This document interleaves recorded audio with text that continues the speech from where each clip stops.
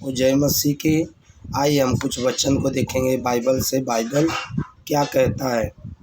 आमोस 3 अध्याय का 2 वचन। आमोस 3 अध्याय का 2 वचन।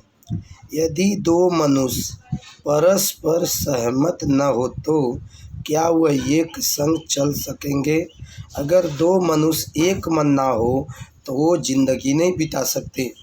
दो मनुष्य, आप पति पत्नी को ले लो, अगर वो दोनों सहमत नहीं हो तो घर नहीं चल सकता, विवाद होगा, लड़ाई होगा। आगे क्या लिखा है? क्या सिंह बिना अहेर पाए वन में गरजेंगे? क्या सिंह जो शेर होता है बिना अहेर पाए गरजेंगे?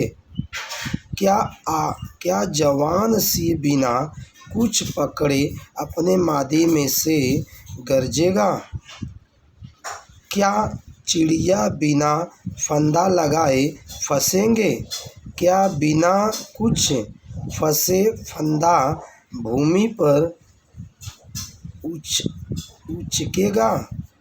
क्या किसी नगर में नरसिंगा फूंकने पर लोग न थरथराएंगे? क्या यहोवा के बिना भेजे किसी नगर में कोई विपत्ति न पड़ेगी? इसी प्रकार विपत्ति पड़ेगी। इसी प्रकार से प्रभु यहोवा अपने दास भविष्यद्वक्ताओं पर अपना मर्म बिना प्रगट किए कुछ भी नहीं करेगा। प्रभु यहोवा अपने दास को बिगर बताए कुछ भी नहीं करेगा।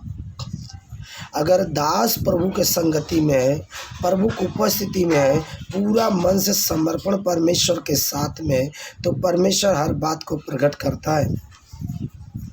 कल जो जहाज का ये हुआ, गैस हुआ जहाज, तो वहाँ पे भजिंदर सिंह पहले ही भविष्यवाणी किए थे। वो यूट्यूब पे उनका है भी, मैंने सुना।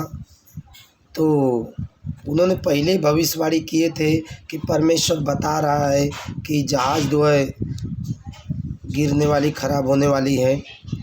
तो हुआ, बहुत से ऐसी सारी बातें भविष्यवाणी उन्होंने किए हैं। अगर कोई दूसरा होता तो उसको बहुत इज्जत मिलती, बहुत मान सम्मान मिलता, लेकिन भजिंदर सिंह ने किए हैं इसलिए कि वो यीशु मसीह को मानते हैं, इसलिए उनका भारत देश में उतना इज्जत मान सम्मान नहीं है। अगर कोई दूसरा करता तो उसको लोग हाथ में उठा लेते, कंधे पे उठा लेते, लेके जाते, अरे वाह देखो इन्होंने बताया था, हो गया, उसको ही भगवान बना देते, ईश्वर बना देते। लेकिन भजिंदर सिंह ने वो भविष्यवाणी की थी और वो पूरा भी हुआ, ऐसा मैंने वीडियो कल देखा। और आगे क्या लिखा है? सिंह गरजा कौन न डरेगा, परमेश्वर यहोवा बोला कौन भविष्यवाणी न करेगा। अगर परमेश्वर चाहे तो कौन भविष्यवाणी नहीं करेगा? परमेश्वर जिसको चाहे वो भविष्यवाणी करेगा। परमेश्वर नहीं चाहे वो भविष्यवाणी नहीं कर सकता है।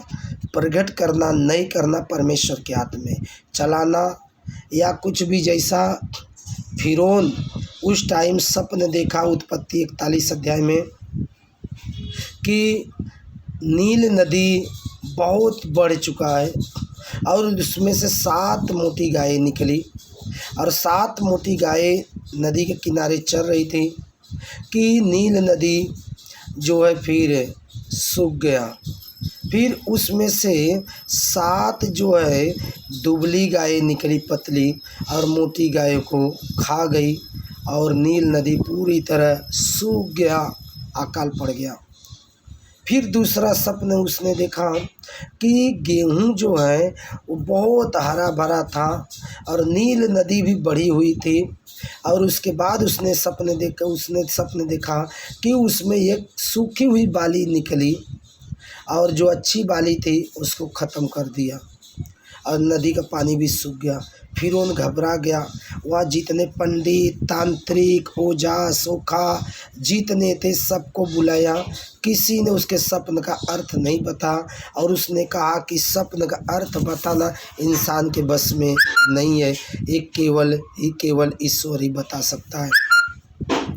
और जब यूसुफ को बुलाया गया, यूसुफ ने बता दिया कि 7 साल नदी का बढ़ने का मतलब है 7 साल अच्छा खेती फसल पैदा होगा और 7 साल अकाल पड़ेगा। तो दोनों सपने कही था।